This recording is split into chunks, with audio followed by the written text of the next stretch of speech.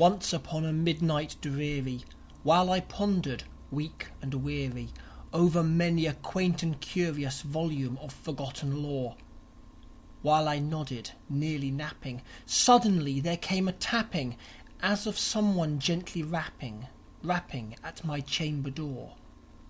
"'Tis some visitor," I muttered, "tapping at my chamber door. Only this, and nothing more." Ah, distinctly I remember, it was in the bleak December, and each separate dying ember wrought its ghost upon the floor. Eagerly I wished the morrow, vainly I had sought to borrow from my books surcease of sorrow, sorrow for the lost Lenore, for the rare and radiant maiden whom the angels name Lenore, nameless here for evermore. And the silken, sad, uncertain rustling of each purple curtain thrilled me, filled me with fantastic terrors never felt before, so that now, to still the beating of my heart, I stood repeating, "'Tis some visitor entreating entrance at my chamber door, some late visitor entreating entrance at my chamber door. This it is, and nothing more."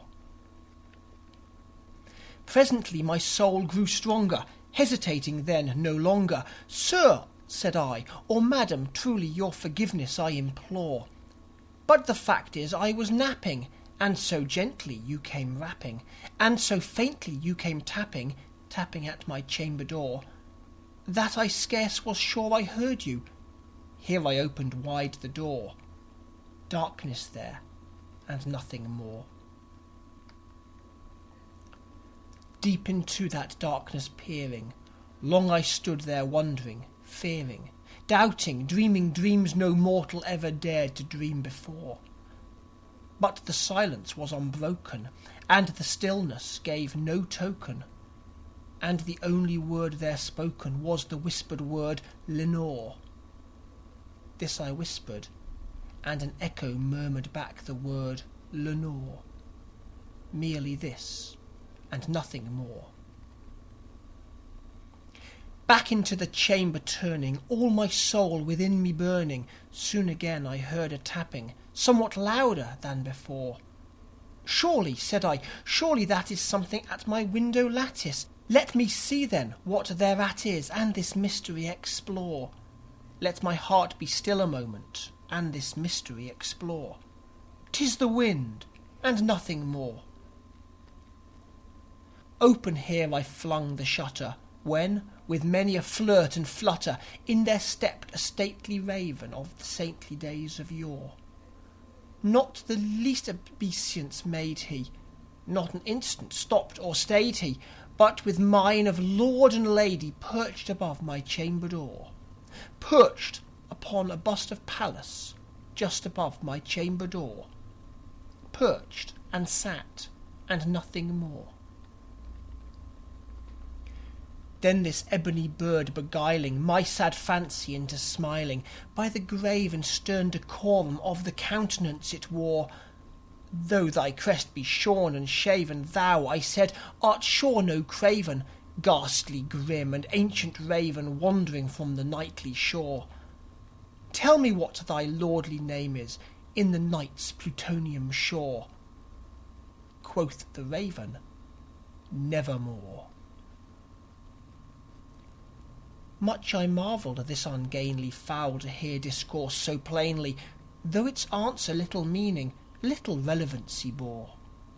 For we cannot help agreeing that no living human being ever yet was blessed with seeing a bird above his chamber door, bird or beast upon the sculptured bust above his chamber door, with such a name as Nevermore.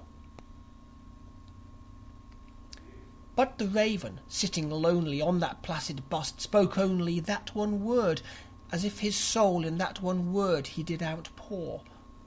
Nothing further then he uttered, not a feather then he fluttered, till I scarcely more than muttered, "Other friends have flown before. On the morrow he will leave me, as my hopes have flown before." Then the bird said, "Nevermore." startled at the stillness broken by reply so aptly spoken. "Doubtless," said I, "what it utters is its only stock and store, caught from some unhappy master, whom unmerciful disaster followed fast and followed faster, till his songs one burden bore, till the dirges of his hope the melancholy burden bore of never, nevermore." But the raven, still beguiling all my sad soul into smiling, straight I wheeled a cushioned seat in front of bird and bust and door. Then upon the velvet sinking, I betook myself to linking fancy unto fancy, thinking what this ominous bird of yore, what this grim, ungainly, ghastly, gaunt and ominous bird of yore meant in croaking nevermore. This I sat engaged in guessing, but no syllable expressing to the fowl whose fiery eyes now burned into my bosom's core. This and more I sat divining, with my head at ease reclining on the cushion's velvet lining that the lamplight gloated o'er, but whose velvet violet lining with the lamplight gloated o'er she shall press, nevermore.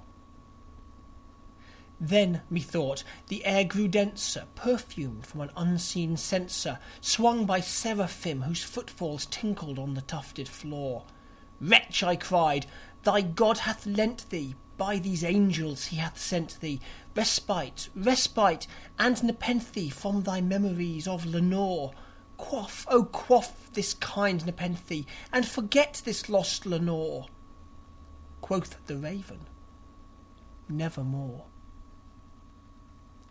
"Prophet," said I, "thing of evil, prophet still, if bird or devil, whether tempter sent or whether tempest tossed thee here ashore, desolate yet all undaunted, on this desert land enchanted, on this home by horror haunted, tell me truly, I implore, is there balm in Gilead? Tell me, I implore."